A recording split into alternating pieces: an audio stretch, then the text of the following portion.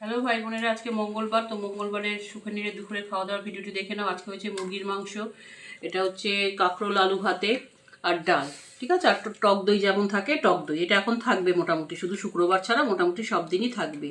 তো মুরগির মাংস অল্প করেই করেছি, কিছুটা রেখে দিয়েছি, আবার কালকে করব। এখন তো গরম পড়েছে, বাসি খাবো না, প্রতিদিনই করে রাখবো।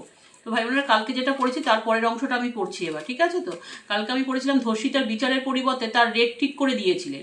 এই ব্যবস্থা আর কেউ নয়, আপনি নিজে তৈরি করেছিলেন। সত্যি করে বলুন তো মাননীয়া, আপনি জানতেন না আপনার দলের নেতা মন্ত্রীরা কোনটা ন্যায় আর কোনটা অন্যায় করছে? আসলে আপনি ভুলে গেছিলেন যে আপনার সিংহাসনটা সাধারণ জনগণের দেওয়া। জনগণ চাইলেই একটা আঙুলের দাপটে সেকেন্ডের মধ্যে আপনার সিংহাসন কেড়ে নিতে পারে। ভাতা কখনো উন্নয়নের চাবিকাঠি হয় না, আপনি এটা ভুলে গেছিলেন। শিক্ষিত সমাজকে যারাই অবহেলিত করবে, যারা তাদের ন্যায্য অধিকার কেড়ে নেবে, তাদের হাত থেকে মুহূর্তের মধ্যে ক্ষমতার চাবি সাধারণ মানুষ কেড়ে নিতে পারে, এটা আপনি বোধহয় ভুলে গেছিলেন।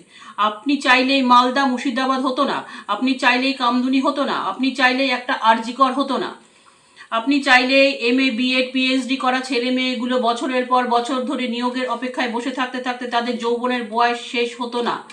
আপনি চাইলেই শিক্ষকদের রাস্তায় শুয়ে দিনের পর দিন মার খেতে হতো না। আপনি শিক্ষিত সমাজকে বছরের পর বছর ধরে রাস্তায় টেনে নামিয়েছেন। কি মনে হচ্ছে মাননীয়া, এটা বিজেপির জয়? না, আসলে এটা হলো পশ্চিমবঙ্গের মানুষের বুকে তিলে তিলে জমানো আপনার অন্যায়ের অত্যাচারের বিরুদ্ধে জনতার রায়, যেটা পদ্মফুলের মাধ্যমে পশ্চিমবঙ্গবাসী ফুটিয়ে তুলেছে। একদম ঠিক কথা ভাই বোনেরা, দেখো আমি পড়ছি ঠিক নাকি? আমাদের রায়টা পদ্ম ফুলের মধ্যেই আমরা ফুটিয়ে তুললাম, তাই না? ভালো থাকবেন, আর অন্তত একটিবার আয়নার সামনে দাঁড়িয়ে নিজেকে প্রশ্ন করবেন, শিক্ষিত সমাজের সঙ্গে আপনি যেটা করেছিলেন সেটা কি ঠিক করেছিলেন? তাদের চোখের জলের অভিশাপ থেকে পারবেন তো নিজেকে ক্ষমা করতে? পারবেন শান্তিতে গভীর নিদ্রায় আর আচ্ছন্ন হতে? আফসোস হবে না? প্রশ্নগুলো রয়ে গেল।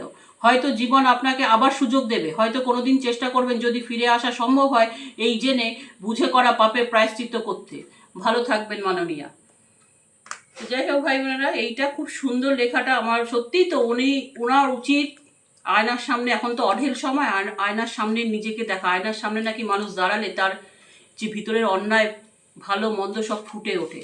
সুতরাং এটা তার এখন করা উচিত, যে কি অন্যায় করেছে, কি ওই যেমন ফলতাতে মানুষ দিনের পর দিন ভোট দিতে পারেনি, জাহাঙ্গীর কি বাজে ব্যবহার করেছে সবার সাথে, ওইটার কাছে গ্রেপ্তারের নির্দেশ দিয়েছে। জানি না আবার বিকাশ রঞ্জন ভট্টাচার্য উকিল হয়ে দাঁড়াবে কিনা।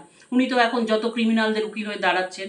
কোন দিন অভয়ারও এগেনস্টে দাঁড়াবেন, কোন দিন অভিষেক বাবুরও কেস উনি হাতে নেবেন। উনি সব করতে পারেন, উনি নোংরার চরম সীমা চলে যাচ্ছেন। যাই হোক ভাই বোনেরা, আজকের মতন ভিডিওটা এইটুকু। ভালো থাকবে, সাবধানে থাকবে। কথাগুলো ভালো লাগলে অবশ্যই সাবস্ক্রাইব করে পাশে থাকবে, আর আমাকে ভালোবাসলে অন্তত সাবস্ক্রাইব করবো। জয় শ্রীরাম।